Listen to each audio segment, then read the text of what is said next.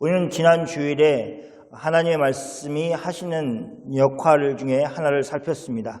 그것은 우리가 통상적으로 생각하는 위로를 주는 말씀이나 힘을 주는 말씀의 역할이 아닌 우리 가슴을 찢게 만드는 역할을 하는 것이었습니다.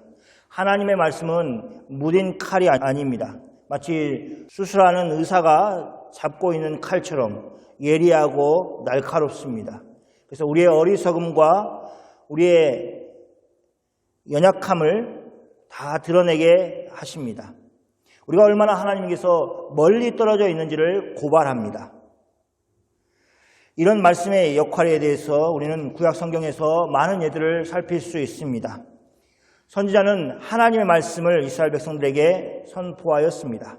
그런데 그 말씀이 얼마나 그들을 부끄럽게 만들고 또 못 참게 만들었든지 선지자가 하나님의 말씀을 더 이상 하지 못하도록 겁을 주기도 하고 옥에 가두기도 하고 핍박을 하였습니다. 심지어는 죽이기까지 하였습니다. 하나님의 말씀이 그들의 죄를 들춰내기 때문에 벌어진 일들이었습니다. 이런 것처럼 하나님의 말씀은 그 말씀을 듣는 사람에게 그들의 연약함, 그들의 죄를 깨닫도록 하는 역할을 하고 있습니다. 물론 아무에게나 그런 역할을 하는 것은 아닙니다.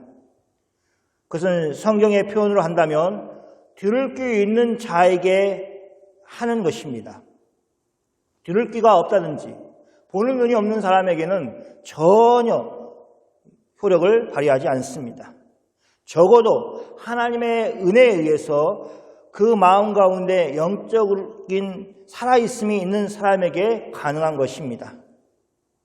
이 살아있는 마음이 하나님의 말씀에 접했을 때 하나님 앞에 죽을 자인 것을 고발하게 되어 있습니다. 우리의 양심이 그 사실을 깨닫게 하고 하나님 앞에 나와서 죄를 회개하게 합니다. 물론 죽은 양심은 그런 기능을 전혀 하지 못합니다. 그리스도인은 그래서 오히려 세상 사람들에 비해서 힘든 삶을 살 수밖에 없습니다. 만약 예수님이 우리에게 없다면 세상에서 가장 불쌍한 것이 그리스도인일 것입니다. 그래서 히브리서 기자는 우리에게 무엇이라고 합니까?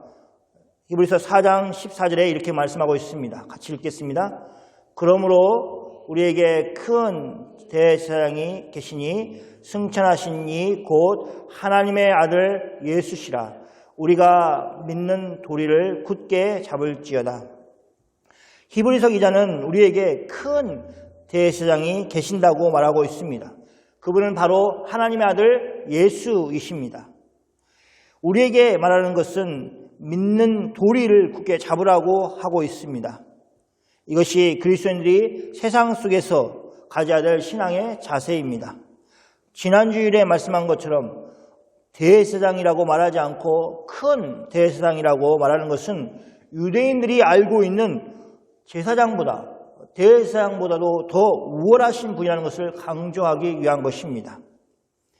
여기서 언급하는 대제사장의 역할은 특별히 속죄와 관련이 있습니다.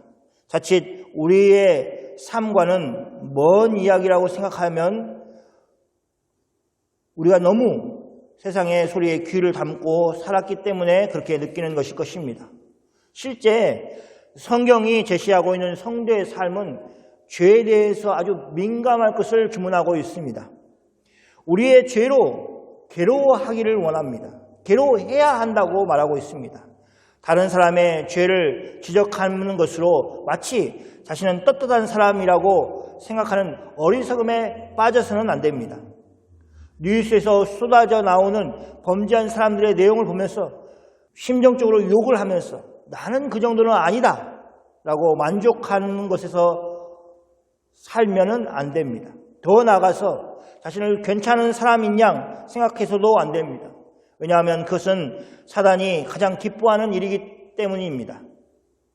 그것은 우리가 죄에 빠져 지내게 만드는 함정이기 때문에 그렇습니다. 그래서 성도에게는 아주 안 좋은 것입니다.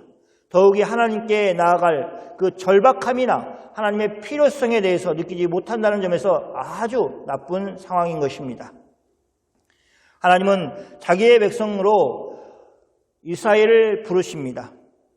그래서 죄에 대해서 아주 민감하게 살도록 말씀하고 있습니다. 레위기를 읽어보고 또 민수기를 읽어보면 온통 죄에 대해서 이야기를 하고 있습니다. 그것은 하나님이 이스라엘 백성들에게 주신 제사 제도 속에서도 잘 드러나고 있습니다. 그리고 그 제사 제도 속에서 일하는 대제사장에 대해서도 보면은 알 수 있습니다. 히브리서 5장 1절과 2절 말씀입니다. 대제사장마다 사람 가운데서 택한 자이므로 하나님께 속한 일에 사람을 위하여 예물과 속죄하는 제사를 드리게 하나니. 자, 2절 말씀 같이 읽겠습니다. 그가 무식하고 미혹된 자를 능히 용납할 수 있는 것은 자기도 연약에 휩싸여 있습니다. 대제사장은 사람들 가운데서 택한 사람입니다. 여기서 택하였다는 것의 뒤에 표현을 본다면 자기 임의로 하지 않았다는 것을 말합니다. 제사장직을 임의로 할 수 없음을 보여주는 것입니다. 그는 하나님이 택하신 자입니다. 구약성경 민수기에서 하나님의 대제사장이었던 아론의 손을 하나님이 여러 번 들어주심으로 하나님은 아무나 대제사장을 할 수 있는 것이 아니라는 것을 분명하게 하셨습니다. 하나님이 부르셔서 택한 사람이 그 일을 감당하도록 하나님은 명령하셨습니다. 하나님은 사람 가운데서 대제사장을 택하셔서 하나님께 속한 일에 사람을 위하여 예물과 속죄하는 제사를 드리게 하였습니다. 히브리서 기자는 의도적으로 그 일이 사람을 위한 것이라고 언급하고 있습니다.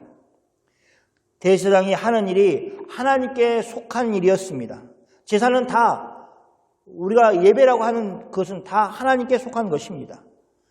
그런데 그것이 동시에 사람을 위한 일이라고 말하고 있습니다.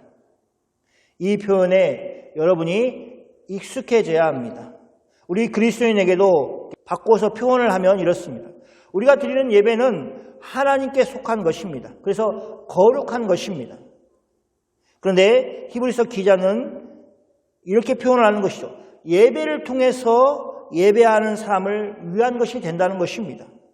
하나님께 영광을 돌리고 하나님께 속한 것인데 결과적으로 예배하는 우리에게 하나님이 그것을 통해서 은혜를 주시는 것입니다.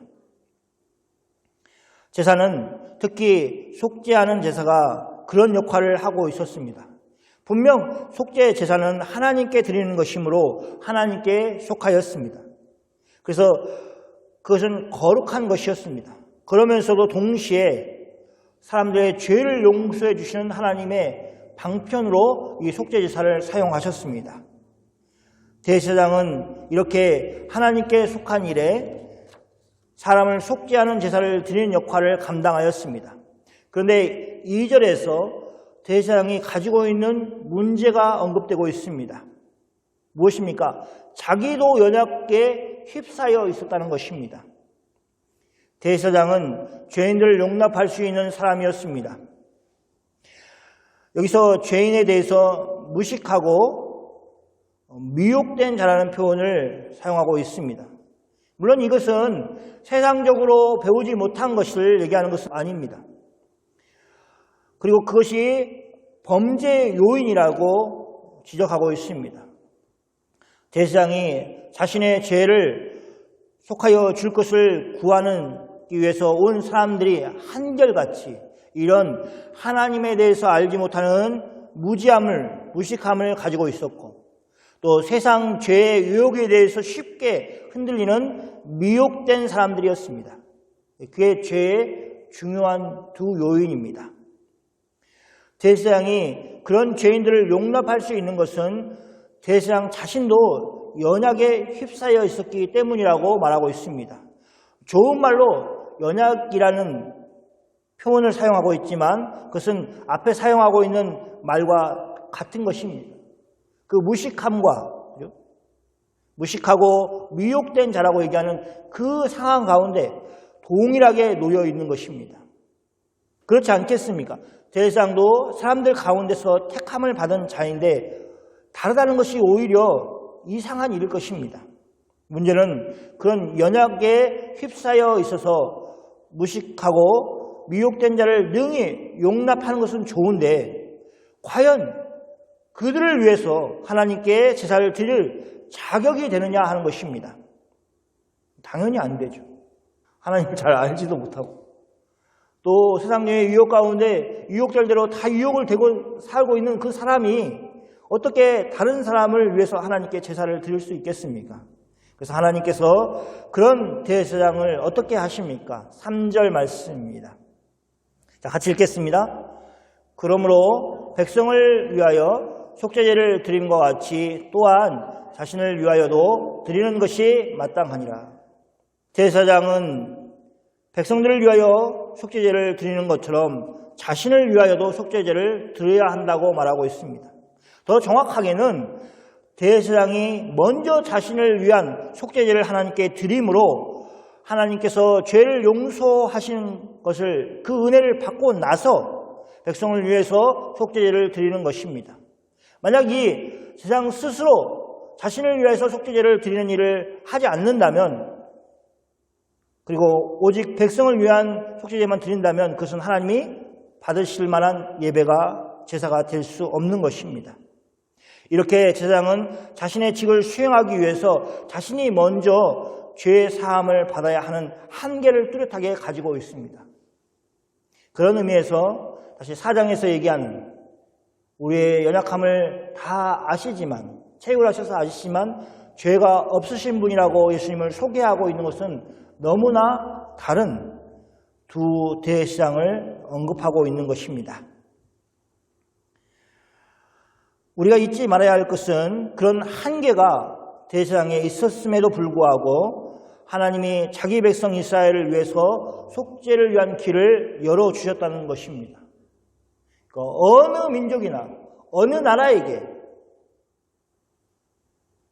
죄를 용서해 주시는 신이 없었다는 것입니다. 오직 하나님만 그렇게 하셨습니다. 하나님은 그것을 부각시키기 위해서 이런 한계가 있는 제사장임에도 불구하고 대제사장의 옷을 화려하게 만들어 주셨습니다. 왜냐하면 그 일이 존귀하기 때문에 그렇습니다.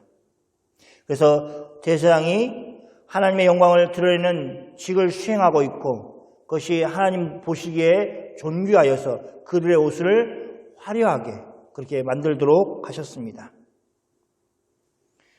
4절에서는 이런 대제사장의 직을 아무나 스스로 취하지 못함을 분명히 하고 있습니다. 5장 4절 말씀입니다. 같이 읽겠습니다.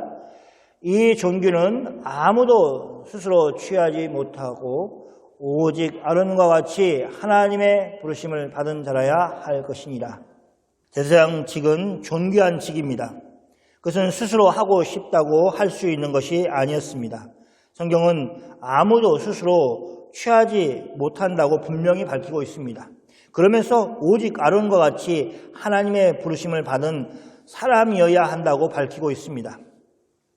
여기서 히브리서 기자가 이야기하고 싶은 것은 구약 성경에 나오는 아론과 그의 자손이 대제사장직을 할 것이라는 것을 말하는 것이 아닙니다.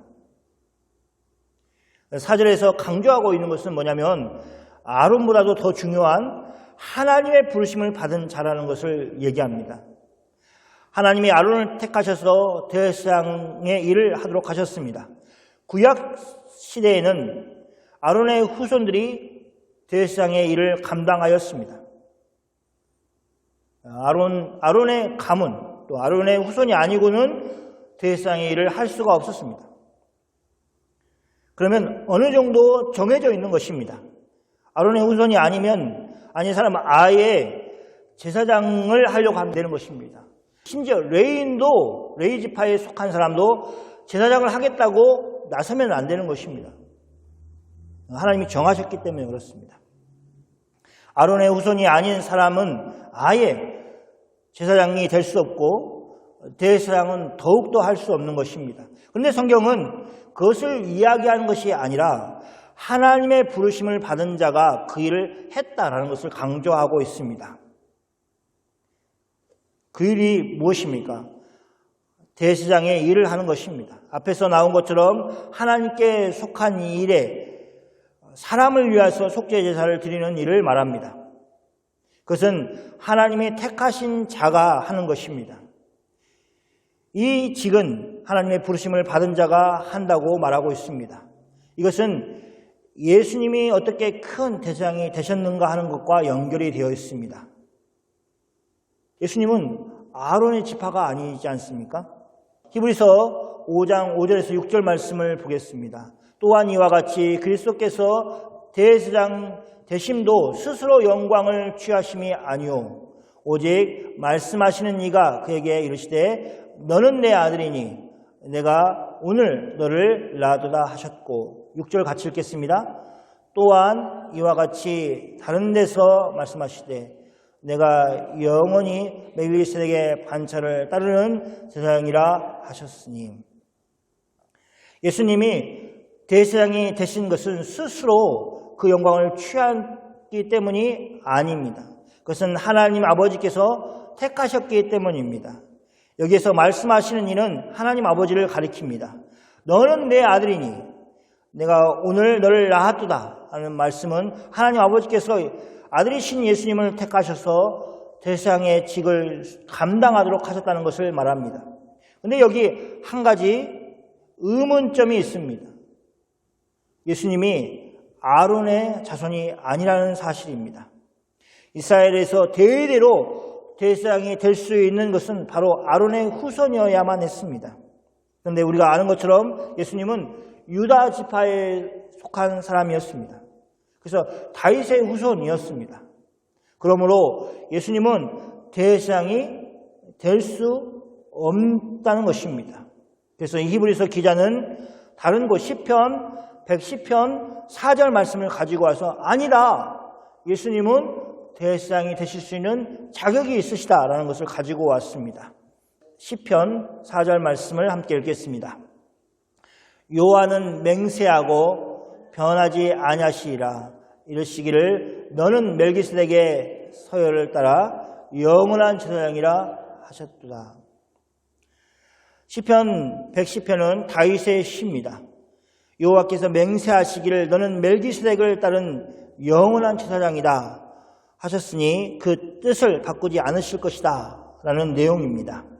여기서 너는 히브리서 기자의 말에 의하면 예수님을 가리키는 것입니다. 그는 그렇게 해석하였습니다. 그런 이유는 일단 여기 너라고 하는 사람은 아론이 태어나기 훨씬 전인 아브라함 시대에 활동하였던 멜기세덱의 서열을 따른 사람이라고 말하고 있기 때문에 그렇습니다.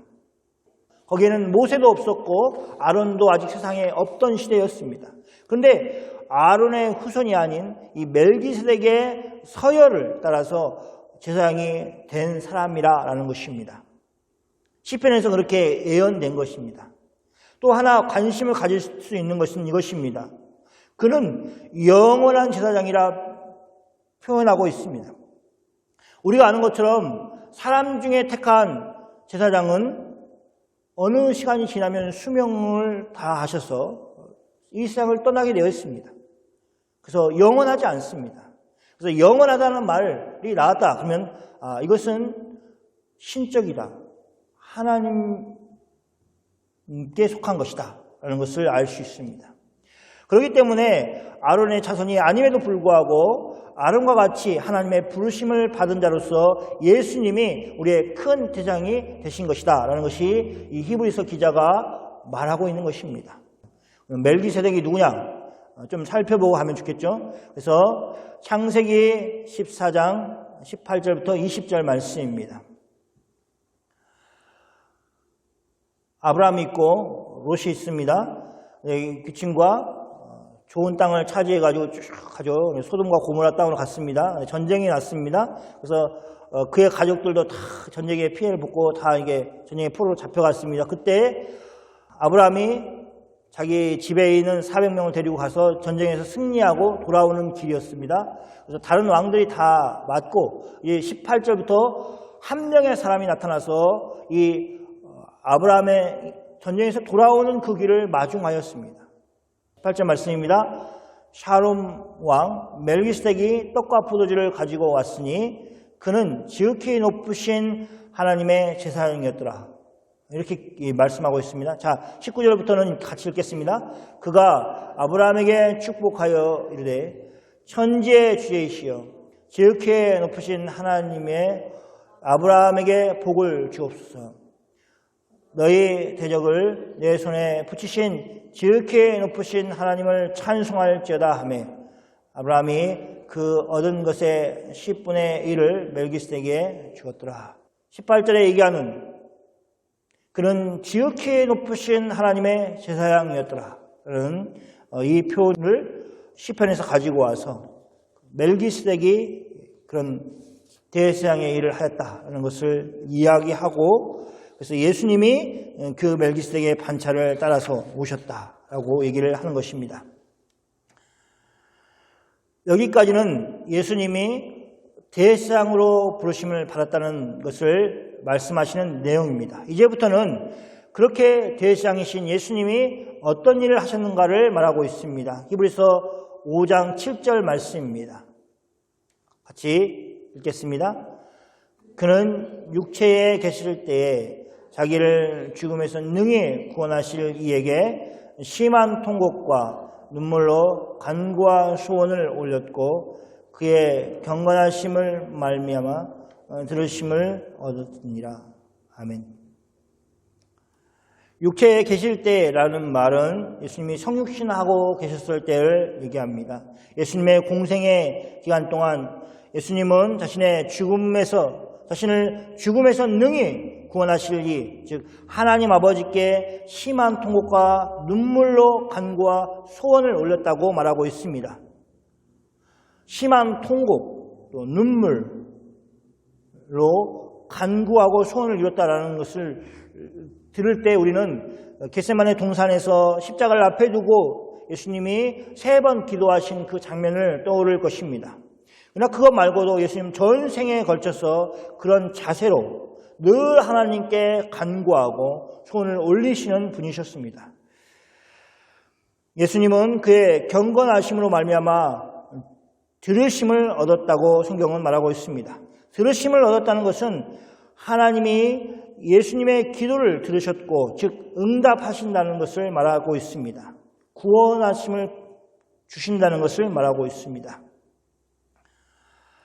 자기를 죽음에서 능히 구원하실 이라는 표현처럼 예수님이 하나님 아버지께 자기를 죽음에서 구원하여 주실 것을 구하였고 구한 것처럼 하나님 아버지께서는 이미 죽은 예수 그리스도를 사흘 만에 다시 살리시는 일을 하셨습니다. 그 내용들이 지금 7절에 담겨 있는 것입니다. 다른 서신들도 마찬가지지만 히브리서도 분명한 교회 공동체를 대상으로 쓰여진 편지입니다. 그리고 그거는 목회적인 성격을 가지고 있습니다. 그래서 교회 공동체에게 깨달음을 주고 하나님 말씀을 깨닫고 그 말씀에 따라서 살도록 하는 내용들을 담고 있는 것입니다. 그것이 바로 8절과 9절 말씀입니다. 자, 같이 읽겠습니다. 그가 아들이시면서도 받으신 고난으로 순종함을 배워서 온전하게 되셨은즉 자기에게 순종하는 모든 자에게 영원한 구원의 근원이 되시고 예수님은 하나님 아버지의 아들이시면서도 고난을 당하셨습니다. 그렇게 하심으로 순종함을 배웠다고 말하고 있습니다. 그런 과정을 통해서 예수님은 온전하게 되셨습니다. 고난을 당하심으로 고난 가운데서 하나님 아버지께 순종하는 것을 배웠습니다. 그리고 그 고난 가운데서 순종하심이 예수님을 온전하게 하였다고 성경은 분명하게 밝히고 있습니다. 이제 우리는 예수님이 그리스도인들에게 무엇을 요구하시는지 알 수 있습니다. 그것은 예수님이 그러신 것처럼 고난으로 순종함을 배우고 온전하게 되는 것입니다. 히브리서 1차 독자들은 지금 고난 가운데 있었습니다. 그들에게 고난이 임하여서 그 교회 공동체는 신앙을 버리고 예수님을 믿는 신앙을 버리고 유대교로 돌아가야 할 정도로 그렇게 고민하고 유혹에 빠질 정도의 그 고난 가운데 있었습니다. 그런데 예수님은 무엇이라고 얘기하면 고난으로 순종함을 배우라는 것입니다. 그것이 예수님이 이 히브리서를 통해서 말씀하시고 있는 내용입니다. 고난으로 순종함을 배우지 않으면 어떻습니까? 온전하게 될 수 없다는 것입니다. 영원한 구원의 근원 되시는 예수님께 속한 자로서의 합당한 충분한 삶을 살 수 없음을 경고하고 있습니다. 이 말씀을 정리하겠습니다. 하나님 아버지는 구약시대에 대세상을 사람 가운데서 택하셔서 하나님께 속한 일을 하기 위해서 그 일에 사람을 위해서 속죄제사를 드리도록 하였습니다. 그는 연약하여서 자신의 죄에 대한 속죄제사를 먼저 드려야만 할 정도였습니다. 그런 연약함 속에서 하는 일에도 존귀가 있었습니다.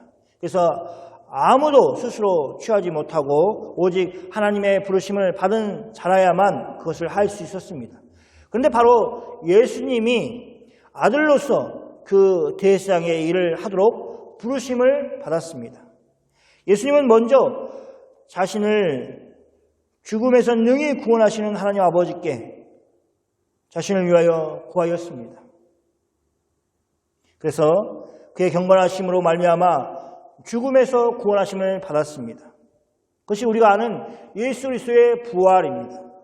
그런데 예수님은 앞에서 대제사장으로 부르심을 받았다는 것을 기억할 필요가 있습니다. 그러므로 자신에게 속한 사람들을 위하여 하나님 앞에 구하신 것이고 그의 경건으로 말미암아 그의 기도가 들으심을 얻었습니다. 그래서 우리도 죽음의 권세에서 구원함을 얻었다고 성경은 분명하게 밝히고 있습니다. 이 구함은 예수님께서 단번에 십자가에서 이루신 것입니다. 그러므로 해마다 대제사장이 1년에 한 번씩 속죄 제사를 드리기 위해서 지성소에 나아가는 그런 번거로움이 필요 없도록 하셨습니다.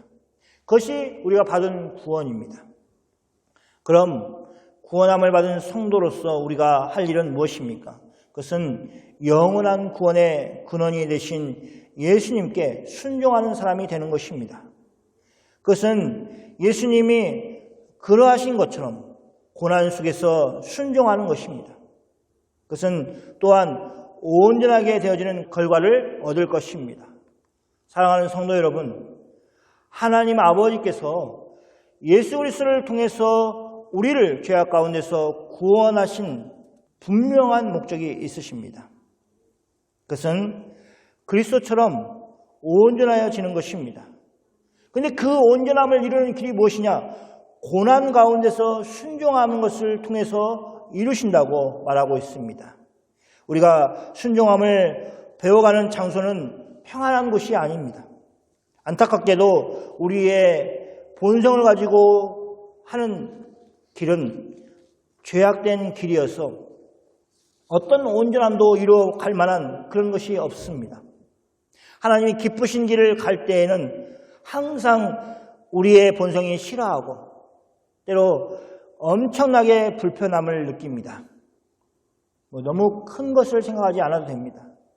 용서하고 살아가는 그 단순한 하나님의 말씀도 우리가 온전히 순종하기가 쉽지 않습니다.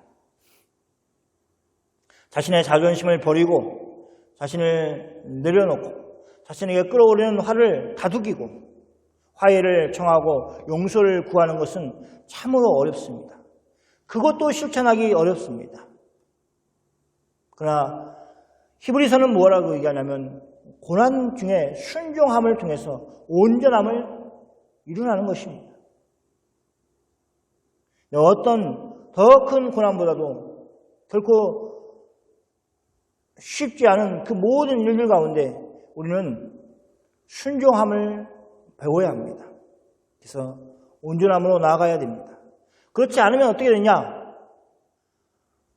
순종함을 배울 수 없습니다.